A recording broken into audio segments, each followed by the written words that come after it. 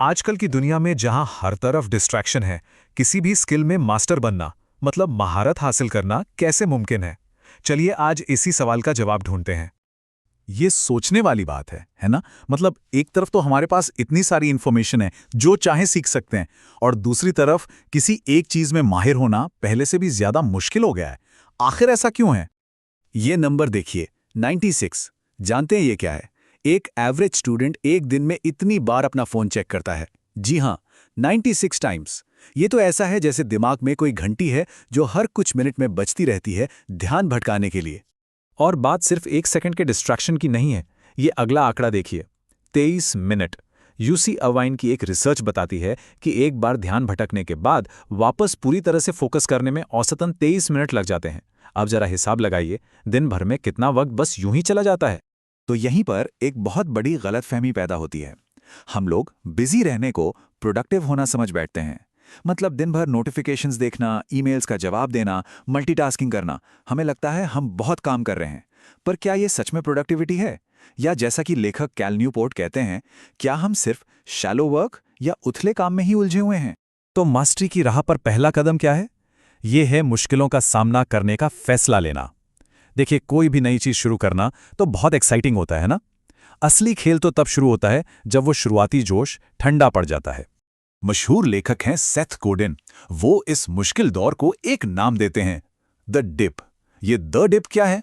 ये वो लंबा, मुश्किल और बोरिंग रास्ता है जो किसी भी चीज की एक्साइटिंग शुरुआत और आखिर में मिलने वाली मास्टरी के बीच में आता है। और पता है, ज्यादातर लोग इसी डिप में आके हार मान लेते हैं, लेकिन जो टिक जाते हैं वही असली विजेता बनते हैं। सेथ गोडिन की एक बहुत ही कमाल की बात है। वो कहते हैं, हार मानना कमी पैदा करता है और कमी से ही किसी चीज की वैल्यू बनती है। इसका मतलब क्या हुआ? मतलब ये कि द डिप को पार करना इतना मुश्किल है, इसीलिए तो उसे पार करने के बाद जो स्किल हासिल होती है वो इतनी वैल्यूबल है। सीधी सी बात है, अगर ये आसान होता तो इसे तो हर कोई कर लेता है ना? तो इस सफर को हम 3 हिस्सों में बांट सकते हैं। पहला, द स्टार्ट, जब सब कुछ नया और मजेदार लगता है।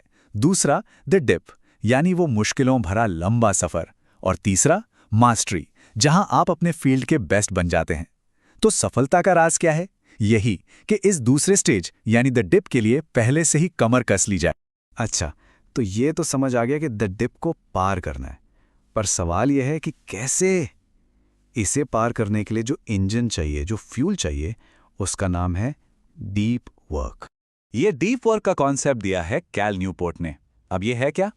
बहुत सिंपल शब्दों में कहें तो ये बिना किसी डिस्ट्रैक्शन के पूरे फोकस के साथ किसी मुश्किल काम पर लगने की काबिलियत है। मतलब जब आप काम कर रहे हो तो सिर्फ काम, फोन नहीं, सोशल मीडिया नहीं, कुछ और नहीं। और कैल न्यूपोर्ट एक बहुत ही मजेदार बात कहते हैं। वो कहते हैं, जिस दौर में डीप वर्क करने की काबिलियत सबसे ज्यादा वैल्यूएबल होती जा रही है, ठीक उसी दौर में ये सबसे ज्यादा रेयर भी होती जा रही है। मतलब आज की दुनिया में फोकस करना एक सुपर पावर की तरह है। जिसके पास ये सुपर पावर है, वो बाकियों से मीलों आगे निकल जाएगा। तो हमें अपने काम को 2 हिस्सों में देखना होगा। एक तरफ है डीप वर्क, वो काम जो सच में वैल्यू क्रिएट करता है, जिससे कॉपी करना मुश्किल है। और दूसरी तरफ है शैलो वर्क, वो छोटे मोटे काम जो हम डिस्ट्रैक्शन के साथ भी कर सकते हैं, जैसे ईमेल्स चेक करना। अब सवाल खुद से पूछने वाला है कि हम अपना ज्यादातर वक्त कहाँ लगा रहे हैं, डीप वर्क में या शैलो वर्क में? तो डीप वर्क करे कैसे? एक सिंपल सी रूटीन या रिचुअल बना सकते हैं। जैसे काम करने के लिए एक जगह तय कर लें, सारे डिस्ट्रैक्शंस, खास तौर से फोन को दूसरे कमरे में रख दें। शुरू में सिर्फ 25 मिनट का टाइमर लगाएं और बस एक ही काम करने का लक्ष्य रखें। ये रिचुअल हमारे दिमाग को सिग्नल देता है कि ओके, अब फोकस करने का टाइम है। चलिए मान लेते हैं कि अब डीप वर्क के लिए माहौल बन गया है। अब उस फोकस का इस्तेमाल कैसे करें? मतलब सीखने के सबसे स्मार्ट और इफेक्टिव तरीके कौन से हैं? यहाँ पर अल्ट्रा लर्निंग के लेखक स्कॉट यंग के कुछ प्रिंसिपल्स बहुत काम आते हैं। पहला, डायरेक्टनेस, यानी जो सीखना है उसे सीधे सीधे करके सीखो। दूसरा, ड्रिल, अपनी सबसे बड़ी कमजोरी को पकड़ो और उसी पर काम करो। तीसरा, रिट्रीवल, यानी सिर्फ पढ़ने के बजाय दिमाग पर जोर डालकर जानकारी को याद करने की कोशिश करो। और चौथा, फीडबैक, मतलब लोगों से ऑनेस्ट राय मांगो। कुल मिलाकर लर्निंग कोई पैसिव एक्टिविटी नहीं है कि बस बैठकर सुनते रहें। इसमें एक्टिव पार्टिसिपेशन बहुत जरूरी है। ये रिट्रीवल वाला पॉइंट बहुत ज्यादा इंपॉर्टेंट है। ज्यादातर लोग क्या करते हैं, नोट्स को बार बार पढ़ते हैं, चीजें हाईलाइट करते हैं। इसे कहते हैं पैसिव रिव्यू।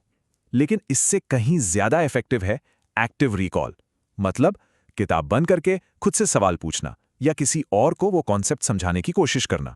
इससे दिमाग पर जो जोर पड़ता है उसी से लर्निंग डीप होती है। और साइंस भी इस बात को सपोर्ट करती है। इसे कहते हैं द स्पेसिंग इफेक्ट। मतलब एग्जाम से एक रात पहले सब कुछ रट्टा मारने की बजाय लर्निंग को थोड़ा थोड़ा करके कुछ दिनों में बांट दो। जैसे आज कुछ सीखा तो उसे एक दो दिन बाद रिवाइज करो, फिर एक हफ्ते बाद, फिर एक महीने बाद। इससे जानकारी शॉर्ट टर्म मेमोरी से निकलकर लॉन्ग टर्म मेमोरी में चली जाती है। अब एक आखिरी लेकिन बहुत जरूरी बात, क्या होगा अगर बहुत कोशिश के बाद भी बात नहीं बन रही? मास्टरी की पहेली का आखिरी टुकड़ा है ये जानना कि कब डटे रहना है और कब छोड़ देना है। इसे कहते हैं स्ट्रेटेजिक क्विटिंग, मतलब सोच समझकर हार मानना। अगर सिर्फ सेल्फ डाउट हो रहा है या प्रोग्रेस धीमी है तो डटे रहना चाहिए। लेकिन अगर लगने लगे कि ये रास्ता ही गलत है या मंजिल अब अच्छी नहीं लग रही, तो उसे छोड़ देना ही समझदारी है। देखिए, सक्सेसफुल लोग भी बहुत सी चीजें छोड़ते हैं।